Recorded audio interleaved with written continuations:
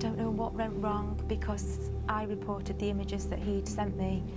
I went straight to the Chief Constable. These were, in our view, offences against infant children of such shocking depravity. Ian Watkins, the lead singer of a well-known group, Lostprophets, is the focus of today's crime documentary. In 2012, Ian Watkins was arrested on charges of conspiracy to engage in unlawful activity with multiple kids, possession and distribution of indecent images of kids, and other related offences. Here are some of the shocking revelations about the top-notch singer of its time. Ian David Carslake Watkins was born on the 30th of July 1977 in Merthyr Tydfil. He later moved to Pontypridd, where he attended Hawthorne High School with future Lostprophets bandmate Mike Lewis. He gained an honours degree in graphic design from the University of Wales, Newport.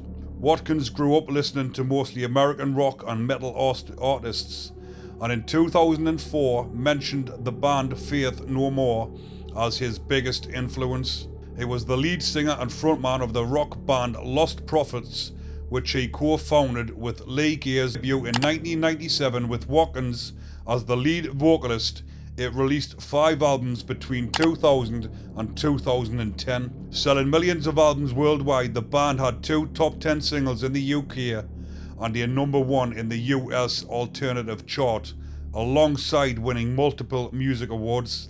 They released their 5th and what would turn out to be their last album, Weapons, in April 2012. The band would perform their final gig together in Newport, Wales on the 14th of November of the same year, just a month before Watkins was charged.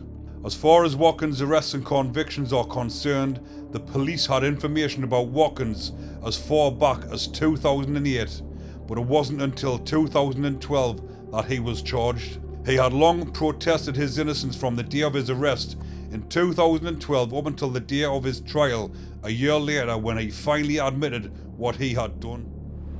There is no doubt in my mind that Ian Watkins has exploited his celebrity status in order to abuse young children.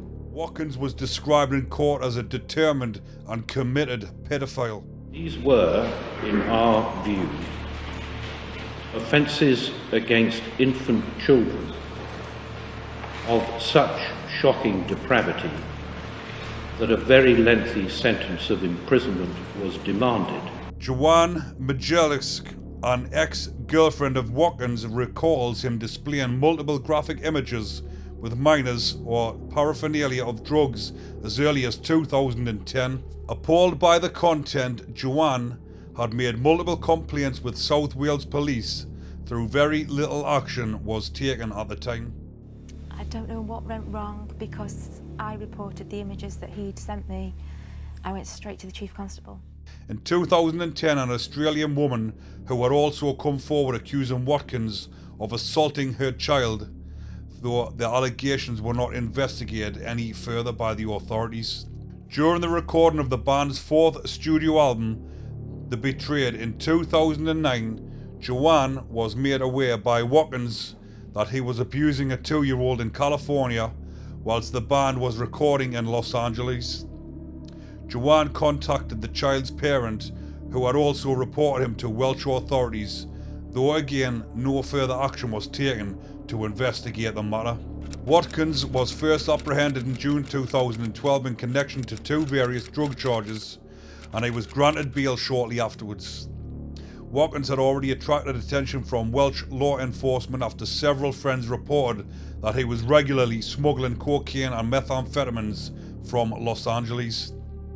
He was arrested again on the 4th of November for drug possession and a separate allegation that he possessed an obscene image. He pled not guilty to the charges of possessing explicit material shortly after being granted bail yet again.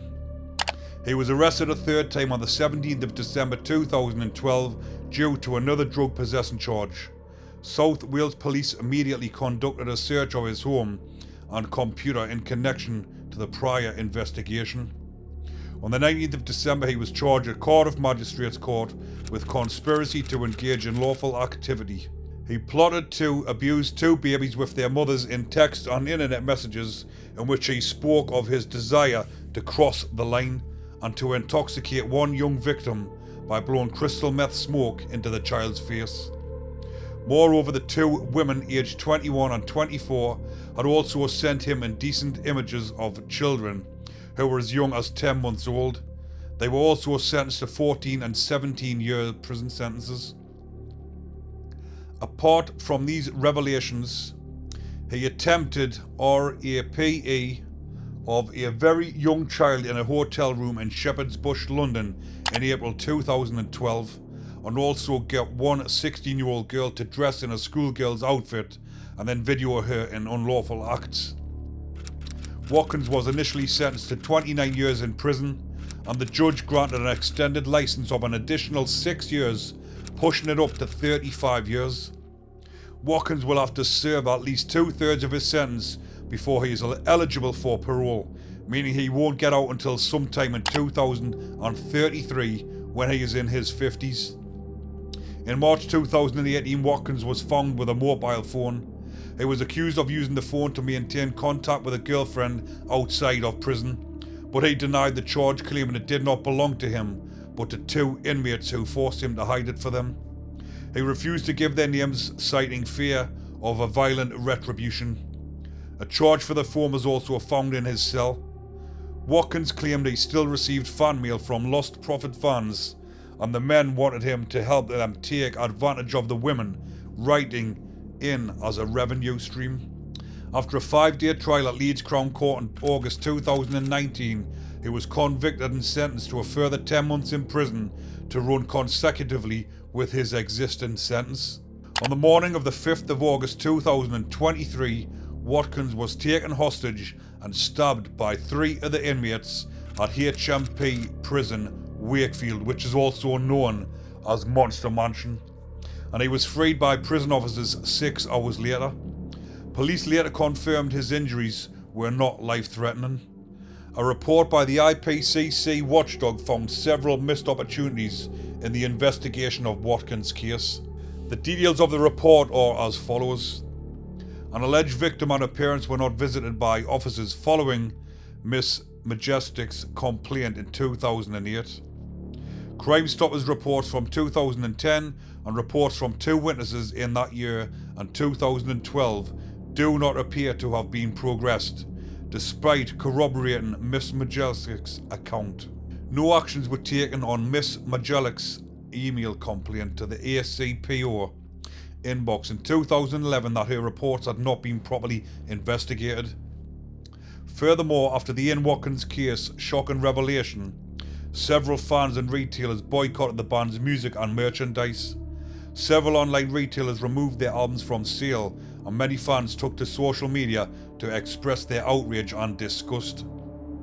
His bandmates disbanded Lostprophets short after his conviction and formed No Devotion with American singer Jeff Rickley.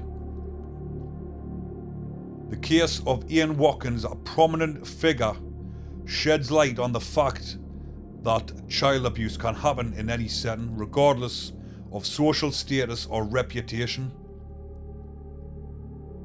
Now, it just goes to show, no matter what your status is, what your profession is, this sort of thing goes on in every walk of life.